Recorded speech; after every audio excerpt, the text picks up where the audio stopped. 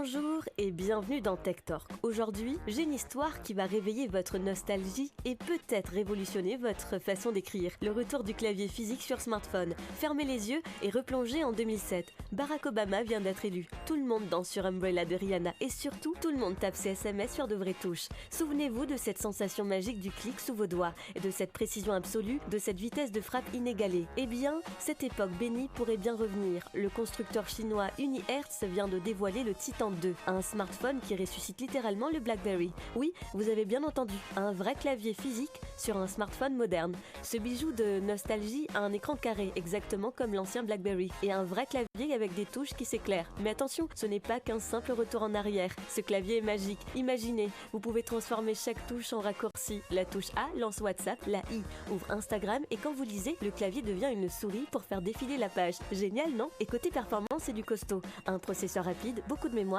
connexion 5G ultra rapide, c'est un smartphone moderne dans un look d'époque. Même la batterie tient plus longtemps que la plupart des téléphones actuels. Le plus dingue, il y a même un second écran à l'arrière, parce qu'apparemment, un écran ne suffisait plus en 2024. Mais soyons honnêtes, qui va vraiment acheter ça? Eh bien, plus de monde qu'on ne le croit. D'abord, tous les anciens accros au BlackBerry qui pleurent encore leur clavier. Ensuite, les professionnels qui tapent des emails toute la journée et en ont marre des fautes de frappe sur écran tactile. Et puis, il y a nous à Maurice avec nos messages créoles truffés d'accents et de mots composés. Un vrai clavier pour être un game changer. Fini de galérer à taper Ayo Mopial d'Ambazor là, avec l'autocorrect qui transforme tout en charabia.